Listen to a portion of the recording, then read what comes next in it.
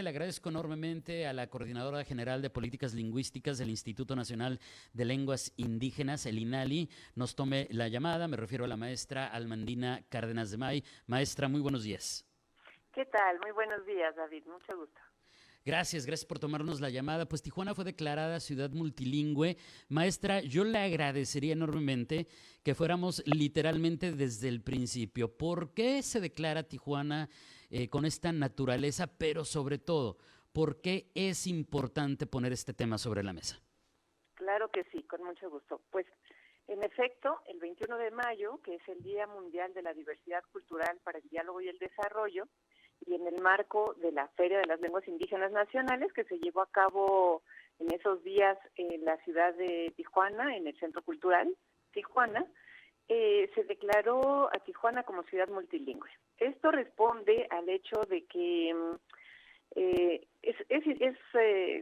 digamos, común que la sociedad en general piense que lo normal es que solo hablemos una lengua, que en nuestro país solamente se hable una lengua, ¿no? La lengua nacional, la lengua oficial, pero eso olvida que en realidad la humanidad es absolutamente diversa y multilingüe, y que esa diversidad y ese multilingüismo no son un obstáculo o un peligro, sino al contrario, son una riqueza, ¿no?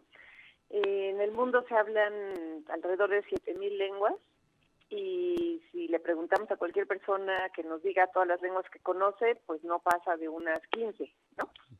Entonces, bueno, hay muchas lenguas que están invisibilizadas y es necesario visibilizarlas, atenderlas y además, pues permitir que sigan presentes, que se desarrollen, que se utilicen, ¿no? En todos los espacios públicos. La falta de justamente esa visibilidad, la falta de la representación pública de estas culturas, de estas lenguas, maestra, pues tenemos entendido que es justamente lo que nos lleva en primera instancia, aunque no es evidentemente el único factor, a la falta de atención, a la discriminación, a la desatención, y creo que de ahí también partiría gran parte de lo que se debe desarrollar, debemos de entender más bien como ciudadanía cuando vemos este tipo de acciones. Exactamente, esa es la idea.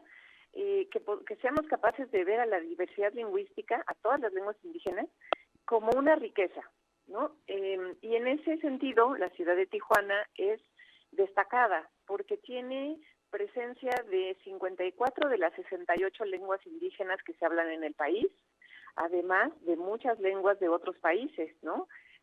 Tenemos hablantes de chino, de haitiano, recientemente pues más de ucraniano, en fin, de una cantidad enorme de lenguas de otros países de Sudamérica, de Centroamérica, e incluso lenguas indígenas de estos otros países, ¿no? Entonces, esa diversidad lingüística que muchas veces pasa desapercibida, está detrás de ese carácter tan vital, tan creativo que tiene la ciudad de Tijuana, ¿no? La ciudad de Tijuana es una ciudad de contrastes, con mucha discriminación, pero a la vez con mucha apertura a lo nuevo, y se debe pues a esta presencia tan diversa de grupos culturales distintos, ¿no? Pero sus lenguas están muy invisibilizadas. Y en evidente reflexión, pues también el asunto de la preservación de estas culturas, digo, sobre todo la de los pueblos originarios en primera instancia, pero en el entendimiento de que justamente este colectivo de culturas, este colectivo de nacionalidades, incluso como usted menciona, maestra Cárdenas, es lo que nos hace ser lo que somos, y muchos somos lo que somos justamente por esa diversidad. Así es. Y curiosamente uno suele pensar que los pueblos indígenas están en comunidades rurales, ¿no? Y ciertamente ahí hay muchos asentamientos originarios. Sin embargo, la población indígena se ha desplazado desde hace mucho tiempo por múltiples razones, y actualmente cerca o tal vez más del 50% de la población indígena se encuentra en ciudades. Y en esas ciudades están invisibilizados sus lenguas, sobre todo, ¿no?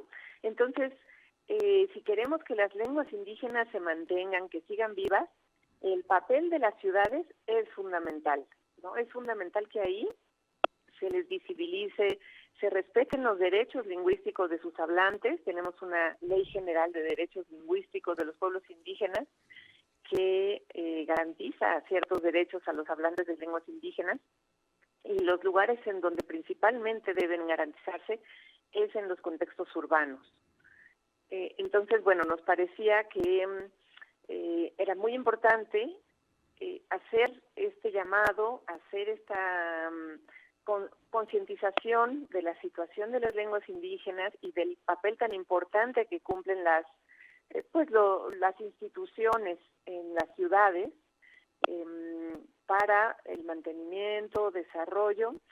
Y no solamente queremos que se mantengan las lenguas, sino que se vea su potencial, ¿no? Lo que aportan al desarrollo humano en general. Se sabe que es muy importante el bilingüismo, ¿no? Pero todo el mundo piensa que el bilingüismo tiene que ser con inglés o con francés, pero tenemos tantas lenguas en nuestro país que es un gran desperdicio, ¿no? Que no seamos bilingües en español y lenguas indígenas, quienes no tenemos una lengua indígena como lengua materna, porque el bilingüismo es un factor de desarrollo personal y social, ¿no? Incluso a nivel personal, las personas bilingües tienen una capacidad cognitiva mayor que quienes no son bilingües, porque esto de tener dos sistemas lingüísticos en la cabeza genera mayor número de sinapsis entre las neuronas, y eso nos facilita, por ejemplo, la capacidad de innovación, de resolución de problemas, de entender las cosas de diferentes puntos de vista, etcétera, ¿no? Entonces, bueno, esa es la idea, que queremos que Tijuana, al ser reconocida como ciudad multilingüe, pueda aprovechar al máximo esa gran diversidad que tiene. Sí, y en reflexión a, por ejemplo, lo dicho durante este evento que nos comentaba maestra por parte de Juan Gregorio Regino, respecto a impulsar ciudades modelo donde la cultura y la lengua de los pueblos originarios inmigrantes sean parte inherente de su paisaje lingüístico en todos sus espacios públicos y privados, pues evidentemente ahí podríamos seguir hablando de este tema horas y horas, pero uno que me viene así como en primerísimo lugar, quizá por la actividad a la que me dedico todos los días, es pues todos estos casos de personas que sufren de abuso en el contexto del poder judicial de nuestro país, simplemente porque no hablan español. O sea, me refiero a que todo esto aporta a que se acaben todas esas injusticias, todas esas inequidades. Exacto. Esta idea de que hay lenguas superiores y lenguas inferiores es una mentira, que en realidad lo único que hace es tapar una realidad de desigualdad, ¿no? Lo que hay son lenguas desfavorecidas, pero no lenguas que valgan menos. Y entonces esta actitud de discriminación hacia los hablantes de lenguas indígenas, tanto por su lengua como por su cultura, pues es solamente una muestra de una gran ignorancia, ¿no? Y efectivamente, los hablantes de lengua indígena, incluso a veces aunque hablen el español, pero yo quisiera que la audiencia se imaginara, estando en un país extranjero, ¿no? Y que hable un poco esa lengua, si tiene una situación complicada con la ley o un problema de salud, estoy seguro que preferirá hablar en su lengua materna, ¿no? Claro. O sea, como en un contexto de tensión, por ejemplo, como sería estar en un ministerio público, pues de nervios, de miedo, de preocupación, todas las emociones que se puedan sentir, pues una segunda lengua, que en este caso es el español, pues no sale tan fluida y uno no puede decir realmente lo que necesita decir. La gente tiene que tener derecho a hablar en su lengua materna, sobre todo en estos contextos. Entonces no es solo para personas que no hablen español, sino cualquier persona que como lengua materna tenga otra distinta al español. Y sí, el contar con intérpretes, traductores, en estos contextos de impartición de justicia o del ámbito de la salud, ¿no? Hospitales, clínicas, es una garantía de que la gente sea atendida con respeto, con igualdad, y bueno, y pues que puedan salir mejor las cosas para todos, ¿no? Claro, maestra, le quiero agradecer enormemente este tiempo por ponernos en perspectiva la importancia de que Tijuana fuera declarada como ciudad multilingüe, y espero que tengamos la oportunidad de seguir platicando de estos y otros temas muy pronto. Gracias y muy buenos días. Muchas gracias. Nada más decirle que Tijuana es la primera ciudad que se declara ciudad multilingüe. Seguiremos con otras. Pues doble enhorabuena para nuestra ciudad entonces. Así es. Ese dato no me lo sabía, le agradezco enormemente que nos los comparta. Al contrario, muchas felicidades y muchas gracias por el espacio. Gracias, es la maestra Almandina Cárdenas de May, la coordinadora general de políticas lingüísticas del Instituto Nacional de Lenguas Indígenas, INALI. Tijuana es declarada ciudad multilingüe, la primera en nuestro país.